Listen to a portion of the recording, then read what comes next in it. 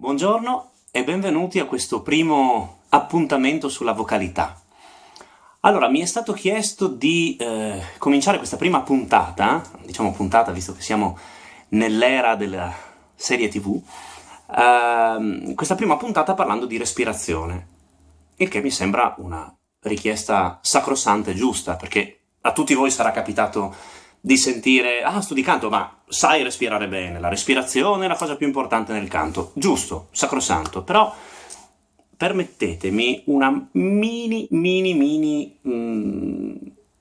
introduzione, spiegazione, non so, adesso non mi viene un termine adatto, ma su questo problema del respiro. Nel senso, sì, respirare è fondamentale, però saper respirare molto bene non vuol dire saper cantare molto bene.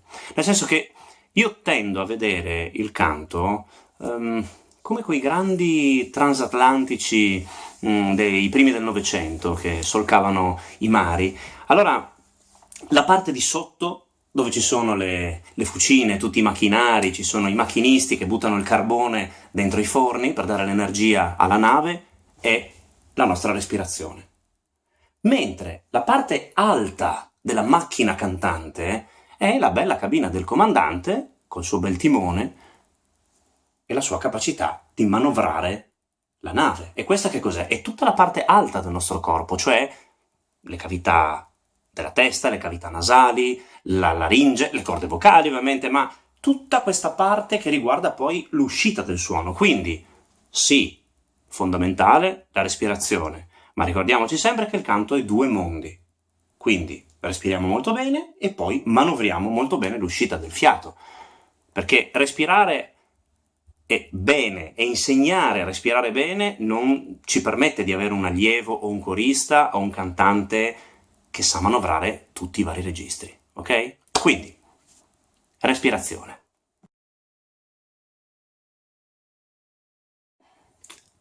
La respirazione.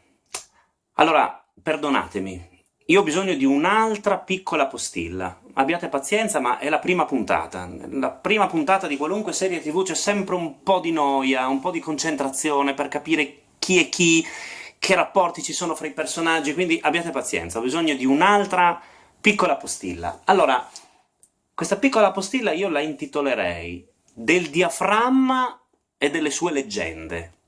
Allora, quante volte vi sarete sentiti dire «Ma tu canti col diaframma? Ma tu usi il diaframma? Ma questa nota, il cantante l'ha fatta col diaframma?» Allora, il diaframma è un muscolo involontario. Involontario. Quindi non è che adesso io mi concentro, ho mosso il diaframma. No! Il diaframma è un muscolo involontario, ma è un muscolo che può essere punzecchiato, stimolato, convinto da altre cose a fare quello che a noi è utile, a noi cantanti è utile. Allora, il diaframma è una membrana messa fra i polmoni e le viscere, ok? Quindi, in pratica, nel momento in cui noi respiriamo, i nostri polmoni si riempiono, spingono il nostro bel diaframma, che separa appunto le nostre viscere, il nostro bel diaframma è attaccato alle nostre costole, d'accordo?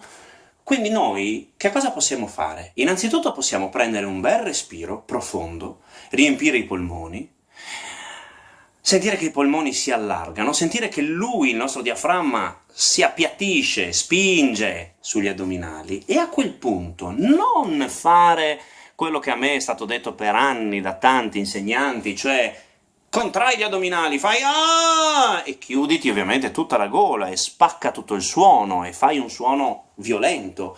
Ma una volta che noi sentiamo i polmoni pieni, le costole che iniziano ad allargarsi, questa nostra gabbia morbida che si allarga e lui che tira sotto, pensiamo di continuare ad espandere questa cosa, questa sensazione di avere due freccette, una di qua e una di là. Pensiamo a un omino qua dentro che allarga le pareti interne, quindi la nostra spinta non sarà in fuori in avanti, ma ai lati, e sarà una bella spinta ai lati del diaframma! Questo. Io adesso per fare questa cosa qua non ho spinto in gola, ho pensato ad allargarmi, a diventare come più grasso di quello che sono, ma in qua. d'accordo? Ecco, avevo bisogno di questa piccola premessa per parlare del mitico diaframma. E ora andiamo alla terza parte, che è esercizi per respirare.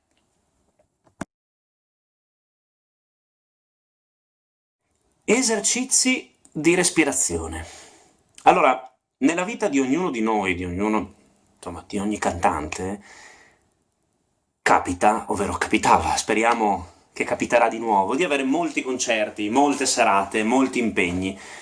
E questo fa sì che a volte la respirazione si incastra, perché noi teniamo aria, teniamo, respiriamo e poi non molliamo mai questo nervosismo, questo stress. Quindi il consiglio che vi do, quando avete il momento, per fortuna, di poter studiare un po', prima di vedere come sta la voce, di mettersi a fare di fare tutti i vocalizzi sopracuti, lo dico soprattutto per i tenori, vedere come sta la voce, azzerate il respiro, ok?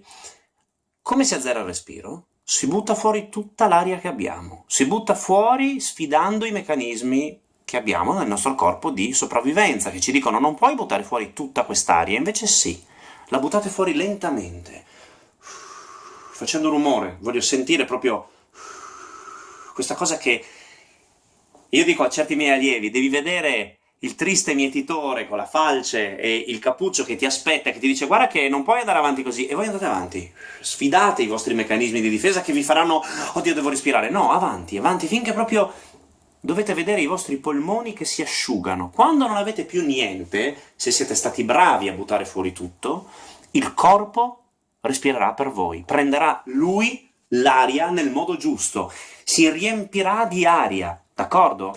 È come emergere da sott'acqua dopo che siamo stati troppo in apnea. Questo è. Quando noi emergiamo, quando siamo sotto acqua, al mare, torniamo fuori, non pensiamo respiro alto, respiro basso, respiro con tutto. Quindi respirazione bassa, media, alta, tutto. Vi consiglio di tenere la bocca aperta quando fate questo esercizio, quando vi riempirete di aria e sentirete i polmoni che si riempiono, la gola che si allarga per l'aria che entra, il diaframma che inizia a tirare, a quel punto, dita messe così, ai lati delle costole che si riempiranno, dobbiamo sentire le costole che spingono, e a quel punto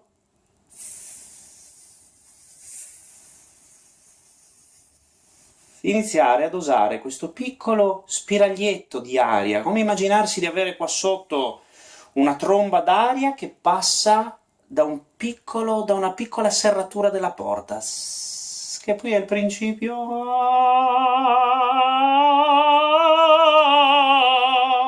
del canto, è la stessa identica cosa, apnea con uno spiraglietto.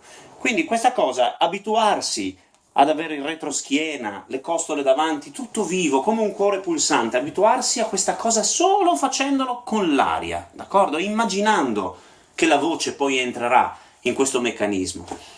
Esercitare questa elasticità, quindi una volta fatto questo si può riprendere fiato e iniziare a pensare sempre facendo dei colpetti con le costole, pensando alla vita di questa parte che spesso noi sottovalutiamo.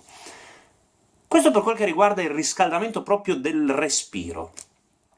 Un altro problema è come respiriamo, la presa del fiato. Per esempio, a volte capiterà, vi sarà capitato da coristi o da solisti, che il direttore vi fa il segno di un bel forte, di un bel suono pieno. Allora in quel caso, anche se molti diranno no, non si può respirare con la bocca perché entrano tutte le schifezze dalla bocca, bisogna respirare col naso.